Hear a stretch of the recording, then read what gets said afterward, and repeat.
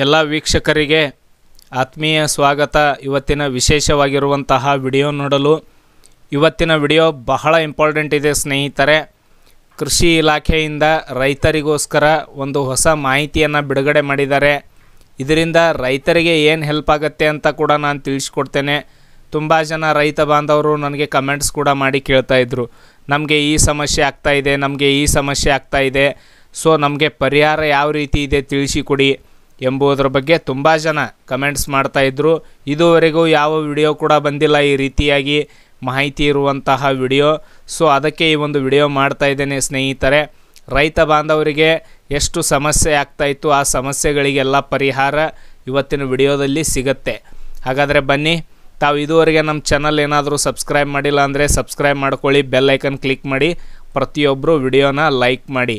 ಸ್ನೇಹಿತರೆ, ಈ ಒಂದು ಕೃಷಿ ಇಲಾಖೆಯ ವೆಬ್ಸೈಟ್ ಲಿಂಕ್ ನನ್ನ ವಿಡಿಯೋ ಕೆಳಗಡೆ ಡಿಸ್ಕ್ರಿಪ್ಷನ್ ಬಾಕ್ಸಲ್ಲಿ ನಾನು ಕೊಟ್ಟಿರ್ತೇನೆ. ಅಲ್ಲಿ ಕ್ಲಿಕ್ ಮಾಡಿದಾಗ ನಿಮ್ಮ ಮುಂದೆ ಈ ರೀತಿ ವೆಬ್ಸೈಟ್ ಓಪನ್ ಆಗುತ್ತೆ. ವೆಬ್ಸೈಟ್ ಓಪನ್ ಆದಾಗ ನೋಡಿ, ಇಲ್ಲಿ ಸರ್ಕಾರ ಬಿಡುಗಡೆ ಮಾಡಿರುವಂಥ ಮಾಹಿತಿ ಆದರೂ ಯಾವುದು, ಯಾವ ರೀತಿ ನಿಮಗೆ ಹೆಲ್ಪ್ ಆಗುತ್ತೆ ಅಂತ ಇಲ್ಲಿ ತಿಳಿಸಿಕೊಡುತ್ತೇನೆ. ಗಮನವಿಟ್ಟು ನೋಡಬೇಕು. ಇದನ್ನು ಇಲ್ಲಿ ಸ್ಕ್ರಾಲ್ ಅಪ್ ಮಾಡಿದಾಗ ನಿಮಗೆ ನೋಡಿ ಒಂದು ಇಲ್ಲಿ ಸ್ಕ್ರಾಲಿಂಗ್ ಕೂಡ ಹೋಗ್ತಾ ಇದೆ, ನೋಡಬಹುದು. ಅದೇ ರೀತಿಯಾಗಿ ಇಲ್ಲಿ ಮತ್ತಷ್ಟು ಓದಿ ಅಂತ ಬರುತ್ತೆ ನೋಡಿ, ಇಲ್ಲಿ ಎರೋ ಮಾರ್ಕ್ ಇದೆ.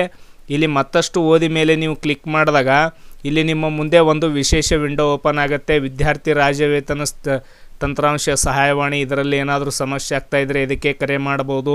PM ಕಿಸಾನ್ ಯೋಜನೆ ಅಡಿ ನೋಂದಣಿ ಮಾಡುವಾಗ ಸಮಸ್ಯೆ ಆಗ್ತಾಯಿದ್ರೆ ಅಥವಾ ಕೃಷಿ ಸಂಜೀವನಿ ಸಹಾಯವಾಣಿ ಕೂಡ ಇದೆ. ಹಾಗೂ ಮುಖ್ಯಮಂತ್ರಿ ವಿದ್ಯಾನಿಧಿ ರೈತ ಕಾರ್ಯಕ್ರಮಕ್ಕೆ ಸಂಬಂಧಪಟ್ಟಂಥ ಮೇಲ್ ID, ಮುಖ್ಯಮಂತ್ರಿ ವಿದ್ಯಾನಿಧಿ ಕಾರ್ಯಕ್ರಮಕ್ಕೆ ಸಂಬಂಧಪಟ್ಟಂಥ ಮಾಹಿತಿ ಹಾಗೂ ರೈತರ ಸಹಾಯವಾಣಿ ಕೇಂದ್ರ, PM ಕಿಸಾನ್ ಸಹಾಯವಾಣಿ ಕೇಂದ್ರ, ಇಷ್ಟು ಮಾಹಿತಿ ಕೊಟ್ಟಿದ್ದಾರೆ.